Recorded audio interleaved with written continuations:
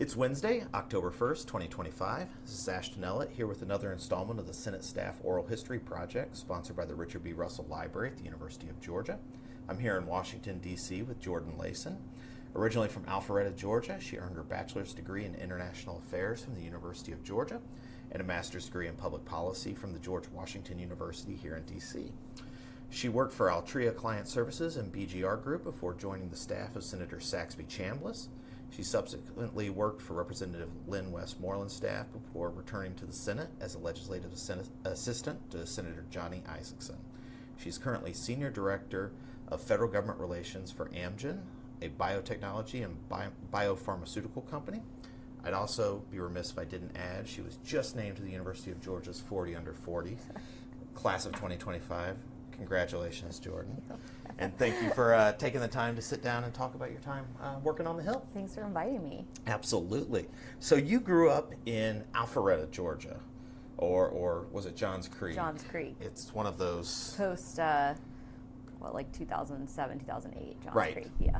Post-Republican takeover of Georgia politics when the cityhood movement really took off. Yes. So what did your parents do for a living in Johns Creek? How did you get into this whole politics thing? Yeah, so my dad he worked for Verizon Wireless. He was an exec there, and we moved around a lot before planning in Alpharetta when I was in kindergarten. My mom taught preschool and then later taught special ed at my middle school, so she was home a lot with me. It was nice. She was on my schedule. I'm an only child. So I think, really, how did I get here? I started at UGA as a international business major. I had taken German in middle school and high school, and to be honest, my dad kind of pushed me into that of like, this would be a good career. I quickly realized how many accounting classes had to be taken for that and switched to consumer journalism because what I really wanted to do was become the editor of Harper's Bazaar at the time. That was Glenda Bailey. And my grandmother, my mom's mom, was super into fashion, and she got me a subscription to that from an early age. And we would talk every month about that month's issue when it came in the mail. And so like that was if you had asked me what I would actually be doing today, it would be that. So working for the country's oldest fashion magazine. Yes, yeah. Living in New York, like that totally different life. I couldn't imagine that life right now. But and then kind of figured out I didn't want to do that. I wasn't sure. Graduation was getting closer. So changed to international affairs. So I was a late SPIA joiner. Okay. Which better is, late than never. Yeah, I was a late comer to SPIA and interned in DC the summer before my senior year of college. And that was, looking back, I think an orchestrated plan by my dad, and who I think at that point wanted me to go to law school, and someone who had become my mentor that you may know, Connell Stafford. He and my dad, worked Stafford, together in different ways, and I think he basically probably went to him and was like, my daughter has no direction, like what can she do? You have an older daughter, help me here. And so there I ended up in Johnny's office for the summer with Joan. She was the comms director at the time. Chris was the chief. I wrote letters in the mailroom, and it was just like the best 6 weeks of any summer I'd had in college. And I was like, how do I get back here? So went back to school. I was like, I want to go be a staff assistant in a front office of one of these offices. You wanted to be in the front I office. was like, I figured out you have to start at the bottom. And the job market was pretty brutal then, 2008, 2009. So it seemed to make the most sense to go to grad school. So I studied really hard for the GRE. I remember at that time it felt like I was making a huge sacrifice because I skipped going to Georgia, Florida so that I could study over fall break for the You have GRE. to get those analogies. You have Which to figure seemed out like the 6 different kinds of analogies. To a 21-year-old, that was like, wow, I'm really making sacrifices here. I'll pour one out for you. Yeah. And so really just wanted to get back to DC. And so I moved up here to go to GW for grad school, and it was so different than UGA. The people were so different. There were great, amazing internship opportunities. I interned at Altria doing their kind of graduate school program for a year and a half, and then at BGR. And it was amazing because you got to kind of be in the research room. You got to do so many different things. Basically an intern, but in grad school. And so, go cover hearings, whatever it is they needed. And it was just great exposure to kind of seeing this world a little bit more. And at the time, I think a lot of people in my grad program were going to do management consulting. And for me, I just wanted to get back. I wanted to get to the Hill. I was like, how do I go work on the Hill?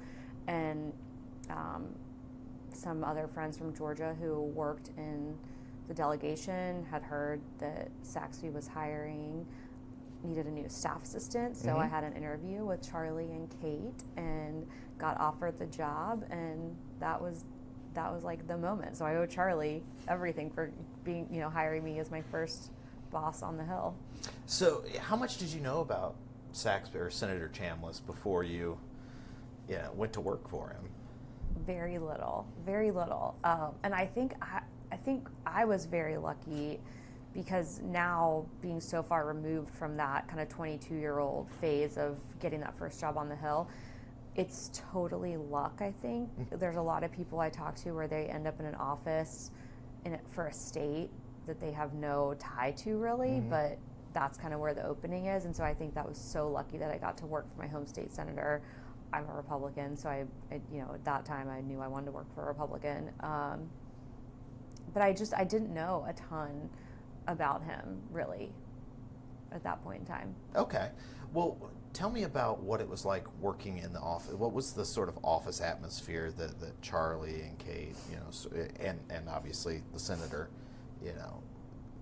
what did they expect and how did the office run? Yeah. So the front office was a machine. We had our talking points that we would discuss when we would field calls from any angry callers. We did a lot of congratulatory letters that then Saxby always signed, which again was really cool as a first job, feeling like I was writing this, wedding congratulatory letter or graduation, whatever, and then Saxby would sign it, but I got to type it out on the letterhead.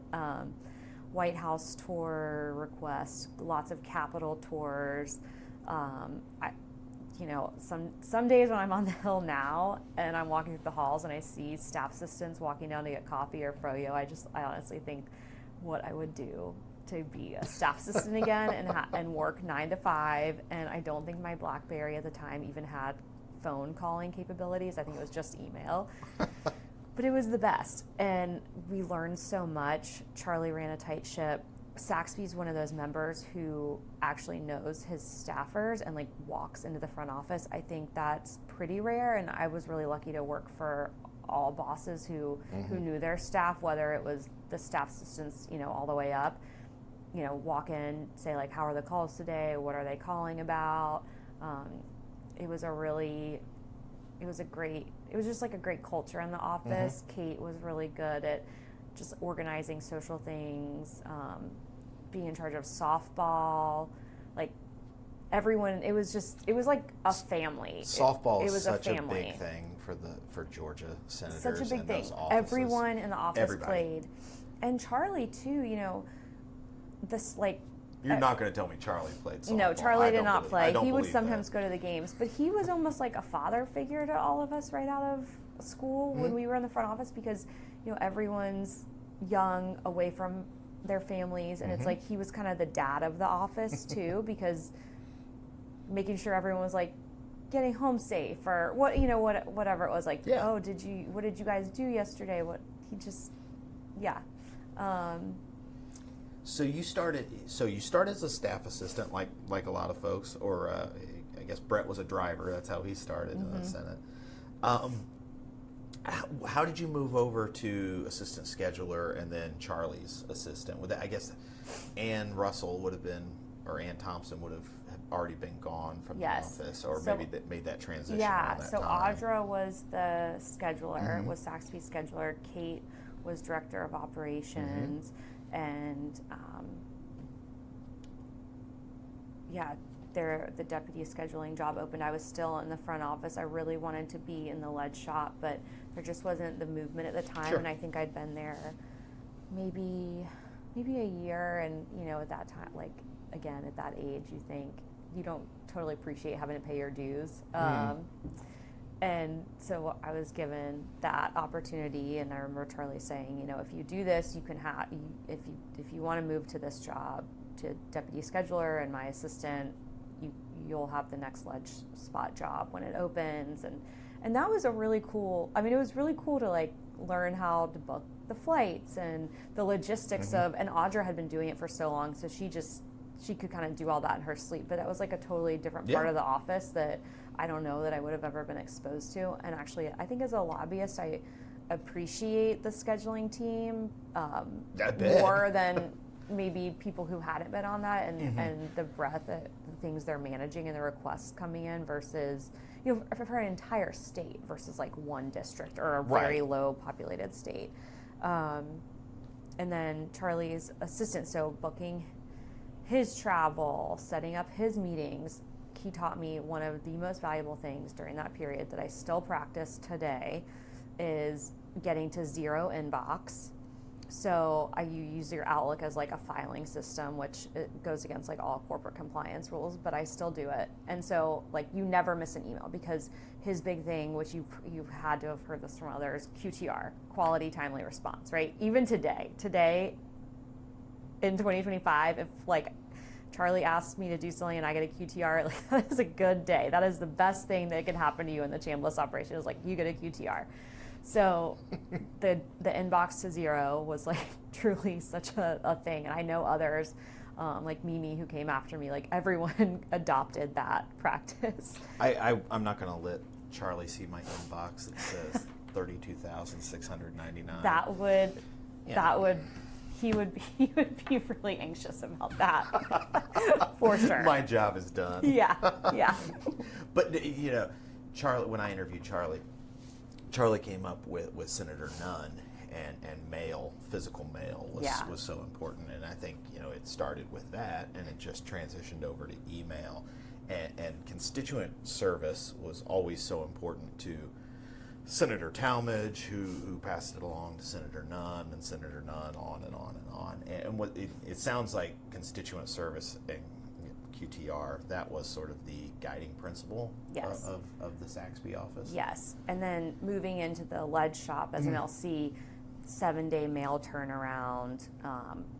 There were some times when there were big things going on in healthcare, or Saxby was doing his deficit reduction effort with Mark Warner. Like the mail as an LC on those issues was just so high that there were a couple times I'd gone in on a Sunday to do mail and clear it out. But in that office, like no meeting doesn't get granted, right? No handwritten letter or angry phone call of someone who wants a phone call back. And I think that's something that you just don't see as much on the Hill. And I think it's because, I don't know why, but maybe it's a COVID thing. Staffers who came up during COVID, there's not everyone has that constituent services kind of customer service culture that we had, and Johnny had it too, but like there was no such thing as declining a meeting. That just, right, like everyone, your constituent services operation, like that is what it is. So that truly was like the main pillar. You mentioned being an LC. Did you have a specific policy area, or were you one of the folks who tried to do a lot of catch-all? So one of the LCs left, and that's why I was able to move over from scheduling. And at the time, it was the health portfolio, and then also the finance, banking, financial services. And I kind of thought that sounds really cool. And obviously that was a lot of what Saxby was doing at the time. And so that seemed exciting.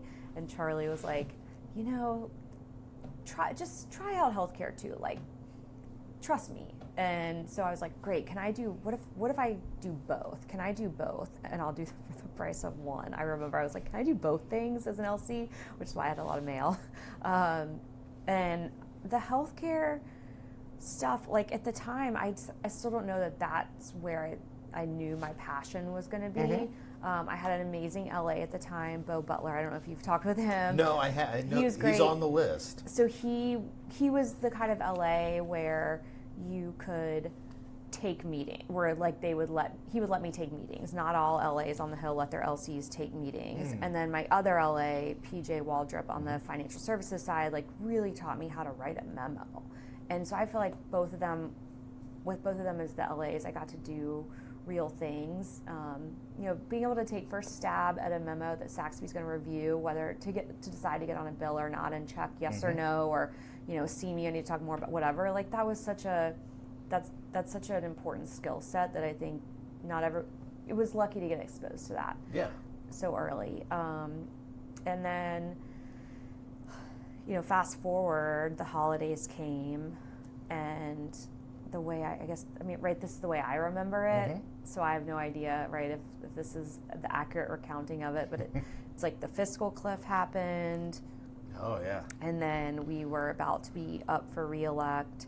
We came back from the holidays, and I can't really remember exactly what time of the year. I just remember it was after all of that mess, that because we were there still on New Year's that year, answering the phones and in the office, right, because the office never closes, as it shouldn't, right? It was the way to run it. And Saxby decided he was not going to seek re-election, and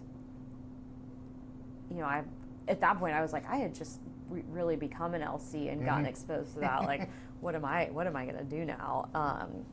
And so it took some time to figure out what is the next step. I stuck around for a while. I thought about leaving the Hill. I interviewed for some jobs off the Hill, which would have been such a mistake. I think the best advice for any young staffer is to stay as long as you can until you've written legislation and passed legislation for your boss. Like, you don't know how it works, right? And so I shouldn't have left, and I'm glad none of those things worked out. And then Lynn Westmoreland, also from Georgia 3, was hiring for kind of healthcare LA, but also ag and education. And so I interviewed for that job. Did Brett talk to you about this at all in his? Not on camera. Okay, we would actually pass each other in the tunnels underground because he was also interviewing for that job. But I worked for Lynn Westmoreland, so I guess, who got the job. It all worked out. It all worked out. And he was such a nice person. Like, Lynn and his wife, like, they were so nice. And it was cool to work in a house office where the staff is so much smaller, right? It's like one room.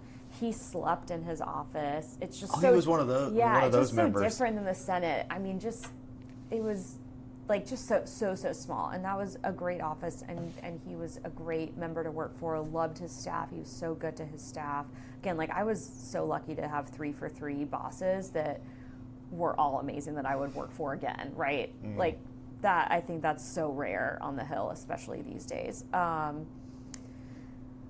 And there was, I guess, Gingrey was retiring. So this would have been 2014. Yes. So okay. Kingston. Yeah, Brown, Kingston was running. And Gingrey all retired to run for the Senate. Yes, and so you had, for at least my interest at the time with healthcare, Energy and Commerce Committee, Georgia spots being, disappearing with that. And so Lynn had a desire to possibly be on ENC, and that would, like, for me, that would have been such a cool opportunity. And the chief was like, that, that's a great thing, because all the issues I did were off committee, and they were important to Georgia and ag, certainly. Sure. Right. I'm from Alpharetta. I don't have an ag background. Super cool to go down and make all these visits in the state. But at that point, I kind of figured out like healthcare, and a lot of the work we did in that office related to healthcare was mostly on Obamacare repeal. That was kind of in the time where all the different repeal bills were coming. And so there wasn't like super weedy policy stuff in healthcare that we were working on. It was the repeal, less the replace part. Yes. Well, yeah, that came later. So he did not get on ENC. I think they ended up putting, I can't remember if actually anyone from Georgia got on it. I think no. I think it was more like Ohio and more Texas people. And at that point I was like, I love this office. This is such a great boss. But I kind of started thinking in the back of my mind, like, maybe there's something else. So this was totally luck. I reached out to Joan. She was then the current chief. Right. By this time, she was the chief. So Chris had come back to do economic development. Yeah. Okay. And I reached out to her, totally afraid to reach out to her, right? Because she's on such a pedestal for me. And I was like, would you ever have time to get coffee? I'd love some career advice. And she said, of course. Yeah, she set up the time and included their LD, Jay Solzman. I don't know if you've talked with him. And it was in her office that she shared with the deputy chief who was in Atlanta, Edward Tate, and then he was on the phone. And I was like, I think this is like an interview. I think you're right. Yeah. And so, I hadn't really been following as much as the Senate then being in the House. Sure. But Johnny had gotten a coveted spot on Finance Committee, but he was also on Help, and Jay had been doing healthcare, but was also LD. And so now with 2 committees of healthcare jurisdiction, they were hiring a healthcare specific LA. And I mean, that was my big break. That was my career making. That was the thing that like set everything else in motion. Like it was getting that job. And that was just, I think I learned more working for Johnny in those few years than I did my entire time in the Senate, just on policy, right? Because we were working on, he was such a machine. We were working on so many bills that I, as an LA, right, I got to do more with. So the difference would be, in terms of your LA experience, when you were with the congressman's office, you had LA experience, but you didn't have necessarily the working with committee staffs and working with outside the office with different folks. Right. And that came while you were in Senator Isaacson and Johnny's office. Yes. Okay. Yes. So if your boss is on a committee of jurisdiction for the portfolio, you have finance. Every Monday they would have a health LA meeting at 1:30. They'd talk about kind of what the committee is going to do that week, a lot of whatever kind of the big controversial issue is that maybe you were getting lobbied on. But you just have so much more power in terms of being a member of being on the committee.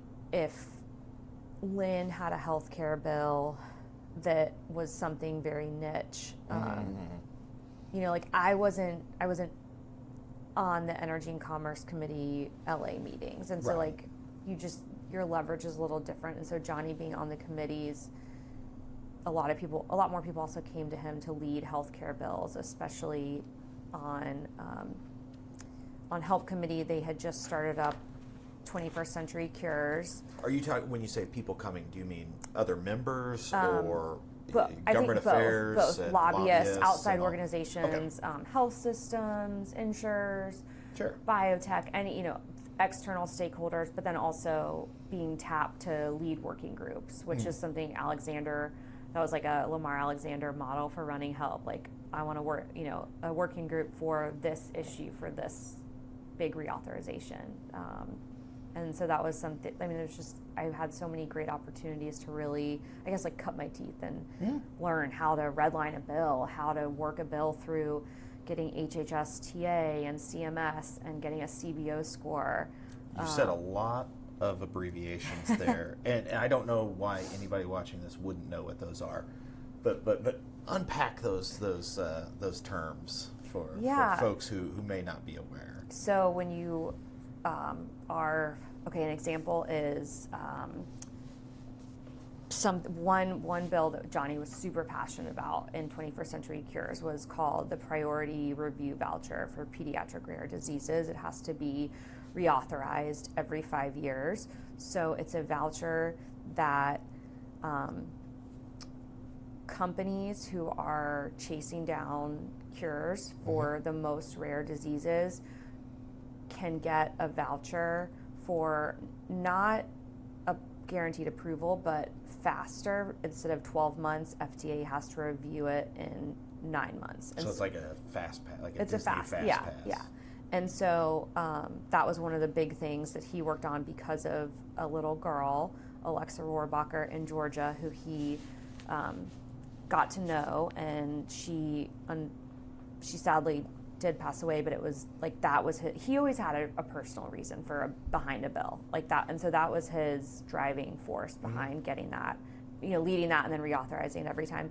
So you can't just write that and then submit it to a markup. So the Legislative Council and the Senate basically takes bullet points of what you say, and you're like, okay, it's 2015, so we want this to be permanent.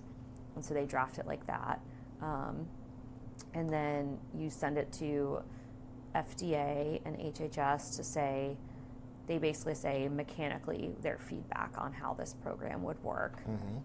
And of course they, HHS in particular, I don't know about other agencies, are very quick to say, well, if you're asking us to do something faster, we need more resources. So that, that's like kind of a constant struggle. And then figuring out what it costs. So CBO, the Congressional Budget Scorekeeper, saying, does this cost money? If something costs money, you have to figure out how to find an offset, especially as Republicans. We weren't really moving bills that were costing billions of dollars. So work it through that process, get the committee to mark it up and move it and put it in their big package. And he was just so successful at doing that because he, one, really empowered his staffers to work that process, but he also,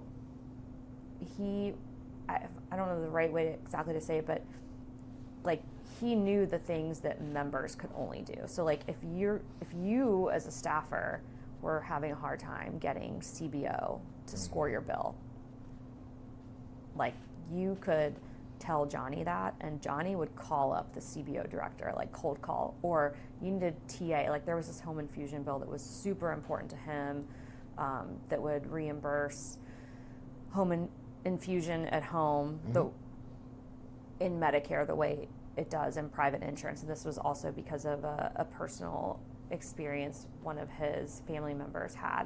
So they were really slow walking it, and like he would call at the time, who was the HHS director? I can't remember. Who was secretary? It wasn't Sebelius. It wasn't Sebelius. It was the second term. Yeah. Will you continue? But anyways, like call them up. He would call them and say like, when can I have this TA? Or call the CBO director. And so it's just like he was so successful for so many reasons, but like he was such a doer, and he empowered the staff, but he also would do the work himself, that like when we hit the roadblocks, and members would just come to him too to be a broker. Like on finance, Ron Wyden, right, super left. Oregon. He came to Johnny to co-lead with Mark Warner the Chronic Care Initiative, and it was an effort to see what could be done under finance jurisdiction to make benefits better for seniors, to speed up access to care, to expand different telehealth services, and fix some of the reimbursement challenges, or I guess the lag in reimbursement behind technology, things like that. And it was a whole comprehensive package, and it's something that was a couple years in the making, but like he tapped Johnny because Johnny was the one that won. Any Dem would have worked for it. Didn't even matter that we were in cycle in 2016. right? Like, that this is the time Portman was in cycle. The Dems would not work with him. Like, I don't know, Johnny was pretty, maybe I have rose-colored glasses, but, like, he was pretty, like, immune to that kind of, like, shut out from the Dems. And he got it done. And I remember Wyden calling him to be like, I cannot get a CBO score. I want to mark up this bill. And Johnny he was like, can you call CBO, right? And he's like, he's the chairman of the committee at that point. Were we I'm trying to remember now if we were in the majority or minority. The Republicans took the Senate back in 2014. Yeah. Okay. Yeah, because it would have been 2010, but there were several Republican candidates of lesser quality. Yeah. So I think it was 2014 when they did. So 2015. Yeah. Would have been the switch over. So okay. So yeah, Chairman Rager couldn't do it, Wyden couldn't do it, but Johnny is the one that got the CBS score. And the HHS director in the second term was Sylvia Burwell. Sylvia Matthews Burwell. Sylvia. From West Virginia. Yes. They all, and she loved him too. Yeah. Right. Well, how much interaction did Senator Isaacson and his office or you have with Senator Perdue and his staff? So we did on healthcare. Because he was on committee, I worked a lot with my counterpart there, John Eunice. We would do, like, if the Georgia Hospital Association would come for meetings, like Georgia-specific health stakeholders, we would do a lot of those meetings together. And we worked collaboratively on that. I think outside of that, it's hard for me to speak to it, and it's different than I think it was with Johnny and Saxby, and kind of like seeing it from the Saxby view before I worked for, like, it just felt like they were in such lockstep, right? They were such good personal friends. Their wives were such good personal friends. Like, that was such a, like, combo that I don't think could ever be replicated again. But there was a lot of collaboration on the healthcare stuff. I mean, they didn't do a ton on healthcare because he wasn't on the committees, but Well, so filing under, no good thing lasts forever. When did you start planning your departure from Senator Isaacson's office? Let's see. I guess before he won re-election, I believe 21st Century Cures had passed. We were reauthorizing PDUFA, and all his stuff. The prescription drug user fee agreement. So how FDA is funded to have the capabilities to review and approve drugs and devices and over-the-counter products and sunscreen ingredients, which is another passion project of his. It's still to this day is. I had no idea about the sunscreen being a thing. It just got AMUFA just got reauthorized, and I swear the whole reason we took on the OTC monograph reform was, like, not for the over-the-counter drugs. It was for sunscreen. It was for sunscreen. It was like, this is the only way to fix sunscreen. Unpack and it that became like this huge like new user fee agreement. But like that in my mind, I was like, I don't care the GSKs here talking about this. I don't care that Bayer's here talking. Like, this is the only way we can fix sunscreen. Are the Coppertone folks here? It was all for sunscreen, right? Because that's what Johnny cared about, right? It wasn't the other stuff. So what was the deal with that? There had not been a new sunscreen ingredient approved in, I think, decades. Since, like, was it zinc oxide? Is that the?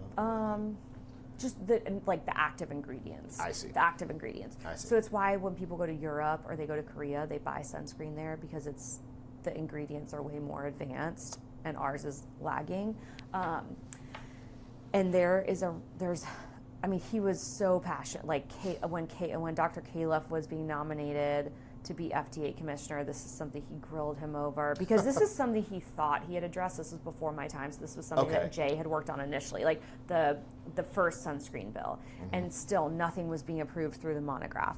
FDA said you had to do this new test called the MUST test, and the companies were like, we couldn't even begin to know, like, to do that.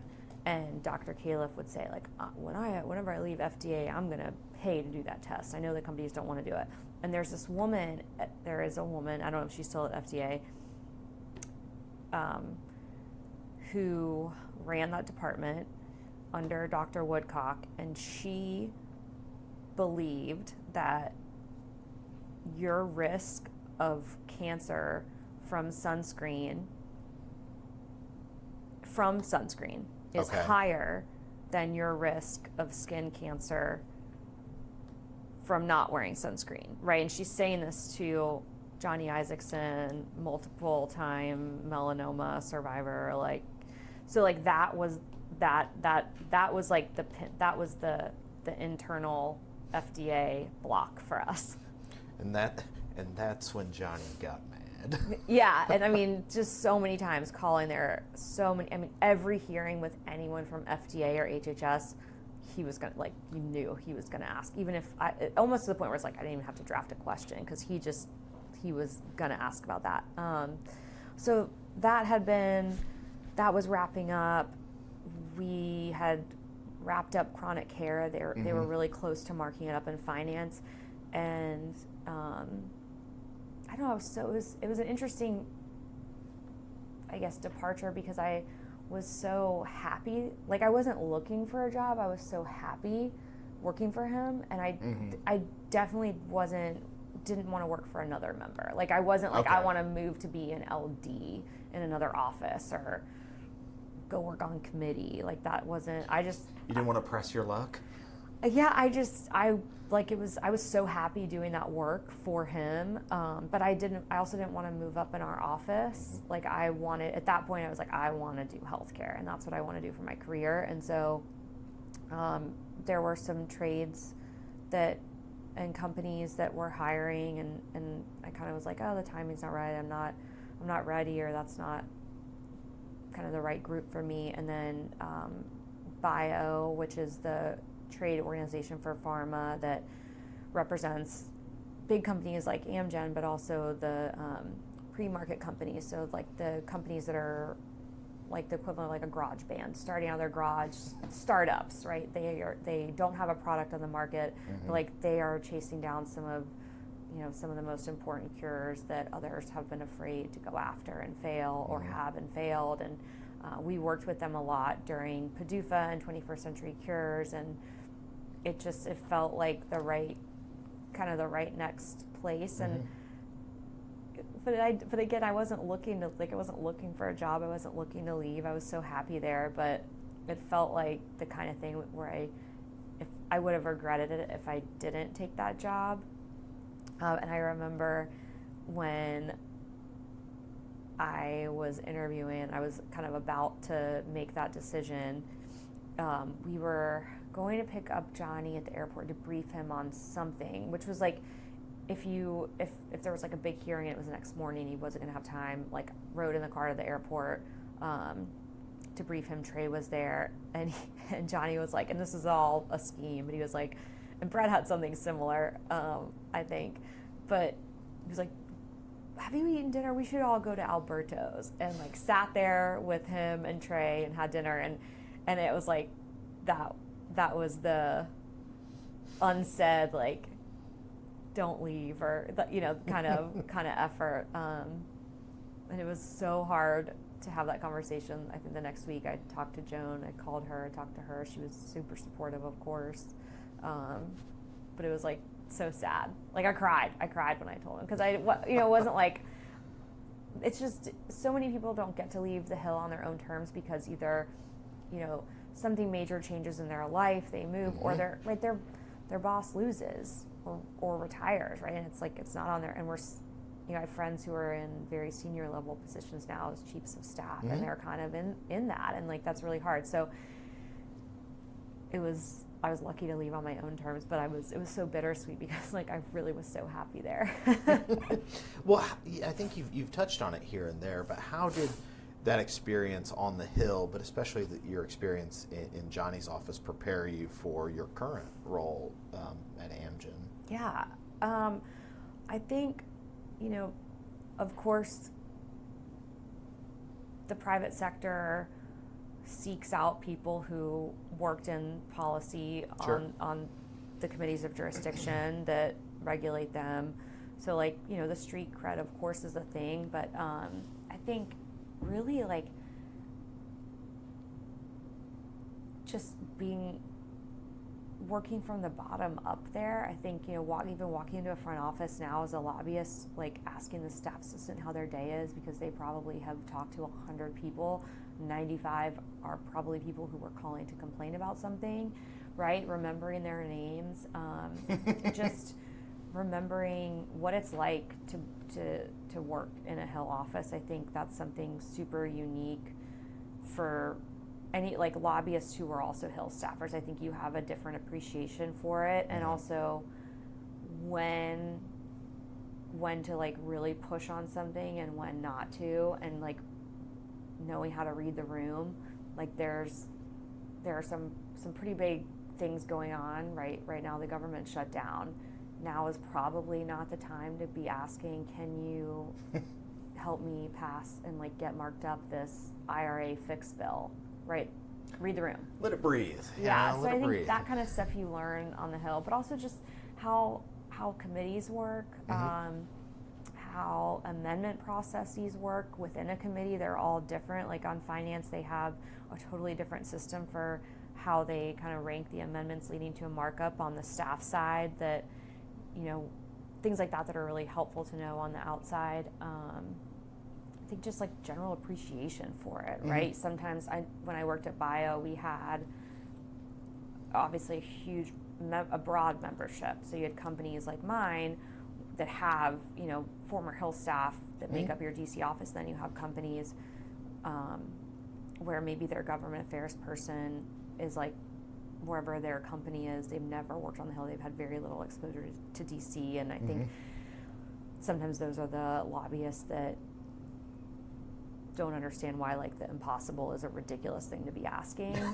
I don't know how else to say that, but like you appreciate the institution for what it is. And then there's part of me now that's like sad about the state of the Senate a little bit, and just the camaraderie that used to exist there. And I think it still does, and there's still so much bipartisan work being done. That's the other thing, right? It's only the partisan stuff that really makes headlines, right? Johnny Isaacson was not someone who was on TV every day. Saxby wasn't on TV every day, but like they were members representing their states, passing legislation, like truly making a difference for the people in Georgia. And that seems like it gets lost so much more now, because people just talk about the hot button issues, and it's so divided. And I think COVID did like a really big disservice to the Hill and the culture of staff and staffers who started then, who weren't watching like older people in their office work with their counterparts across the aisle, and kind of that like camaraderie within the buildings. I think a lot of that's been lost. I think it's getting better, but it's just different. Yeah. So it's sad too. It's a common theme that shows up in a lot of these interviews, especially from folks who have been, you can go back to Senator Nunn, Senator Talmadge, Senator Mattingly. It's just it was a different time, a different Senate. But One of the things I always want to talk about or get folks to talk about is like, what advice you would give to your 21, 22-year-old self, or people who are now in the shoes you were then, given that government service work on the Hill is different now than it was when you were there. What advice would you give SPIA folks, those students, who are considering that career path? Yeah. I think one, you don't have to have it all figured out right this minute. I certainly didn't, as you heard. Two, Johnny's motto, friends and future friends, right? I mean, that's so true. Like just be a good person when you're working on the Hill, you never know when you might leave the Hill, and you then need to lobby someone that maybe was younger and wanted to get coffee with you, and you did not give them the time of day. Like, be good to that younger generation and help grow them. Like, be the queen maker, but also don't be afraid to kind of build your kitchen cabinet of mentors. It's really intimidating to ask a chief of staff to coffee, right? I remember so scared to ask Joan, like, oh, can I have 30 minutes of your time? I still am. It's like still intimidating to people who are your bosses and you have on these pedestals. Even Charlie, I'm like, oh, sorry to bother you, I have this question, right? Like, but find those people, and they're not going to be bothered by asking for their time.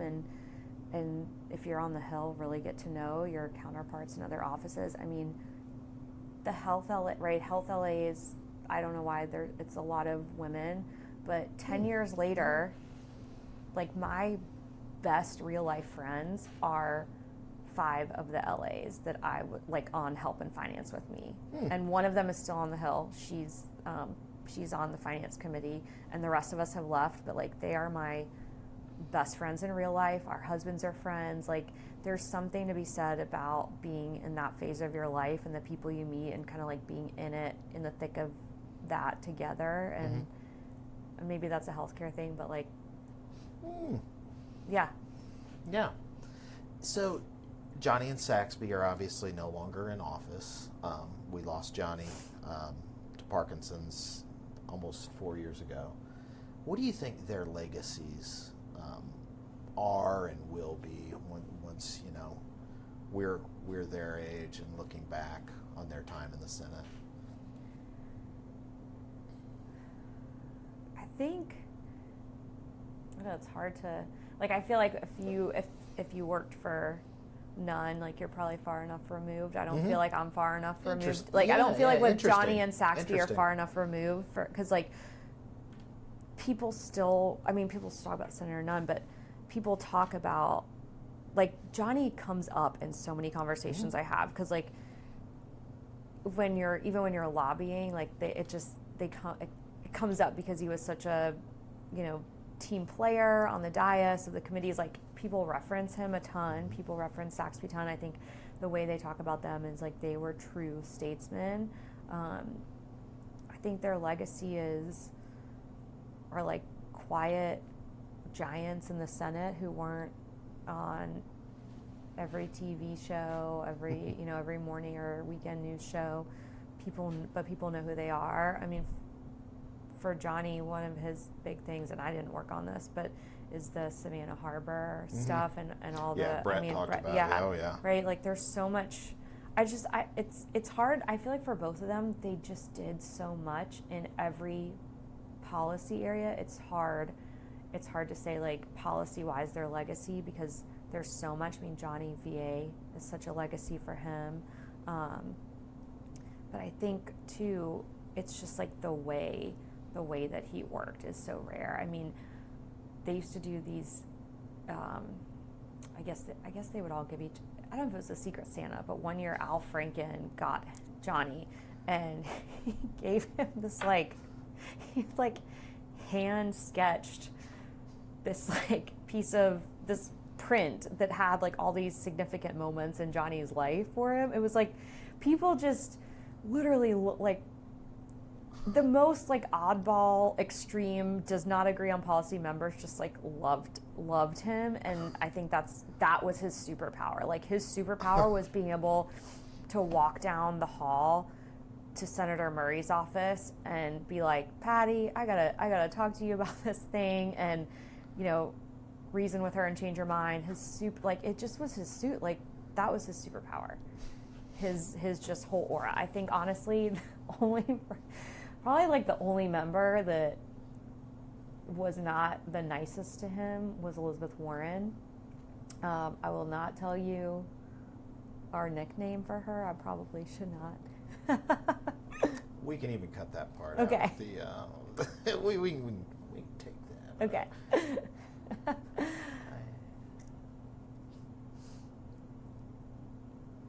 Okay.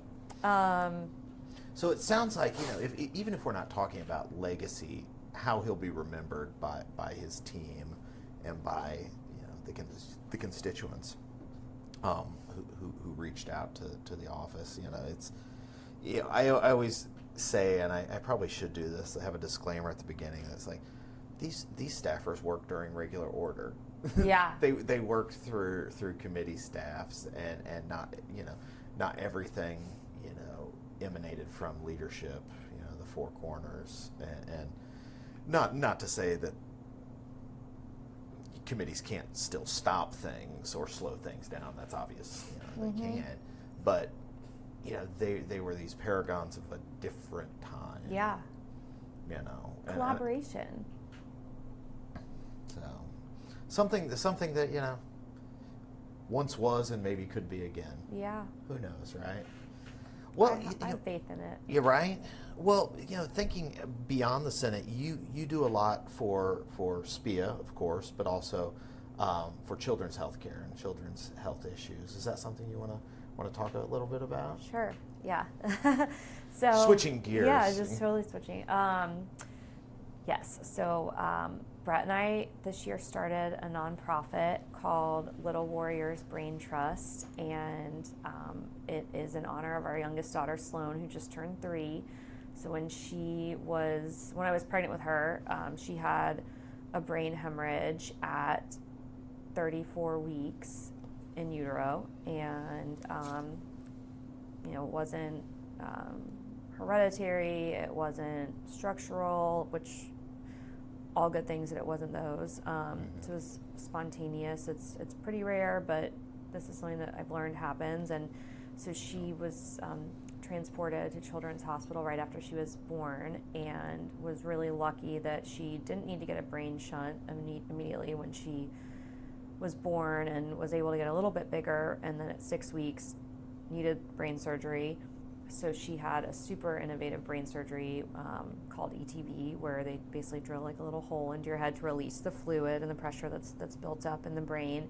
And we were just so lucky, like everything I've talked about, all the healthcare policy background, living in DC, a very metropolitan city, knowing like that we could figure out, the people at AHA could help me, that I worked with forever, could help me figure out how to get to CHOP or Boston's Children or wherever the best care would be needed, right? We kind of had all those tools available to us. Our employers were, take all the time you need, right?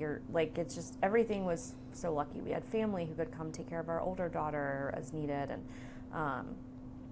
one of the things we learned after this was that there's just not enough pediatric neurosurgeons who know how to do this surgery, because the default is a shunt, which is centuries old, almost ensures multiple brain surgeries throughout a person's life, especially if they get this as a child, because the tubing gets brittle, there's malfunctions, so it needs revision. So it's it's a lot. It's a medically complicated life, and it's, at the time it's like, brain surgery's on the menu, what do you have? And it's like 50-50 success rate for both. But we thought, if we can give our daughter a chance at a shunt-free life, of course that's what we have to do.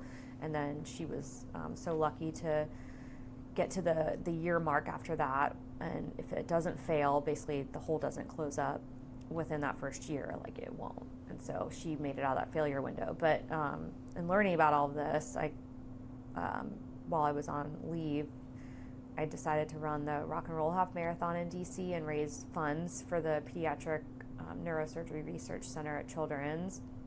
And our neurosurgeon, Dr. Donahoe, is one of the kind of best in the country who has developed training platforms and trying to expand this. So we decided in August to formalize those efforts and launch our nonprofit. And Sloan's name, Warrior, is the meaning behind that. So we've raised so far since August almost $40,000 for them. We're having our first big fundraiser in November. It's a mahjong tournament. Nice. Or a mahjong event, and so that's our big driving kind of date to raise some money. But they've done so much with the first round of funding from a few years ago, and it just to me like, this isn't a policy problem. This is how do you train more pediatric neurosurgeons on ETV? You do that by increasing the availability of different training platforms and figuring out research behind why some kids make it out of that window and some don't, and then have to get a shunt.